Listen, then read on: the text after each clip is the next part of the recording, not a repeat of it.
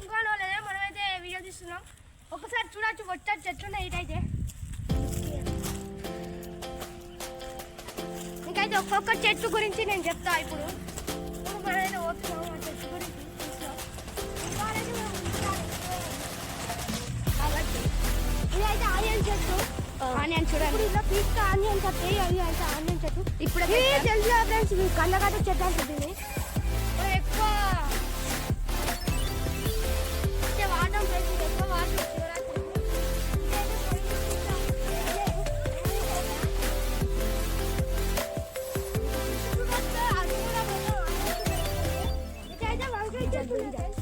ఇటైతే వంకాయ చెట్లు ఉన్నాయి.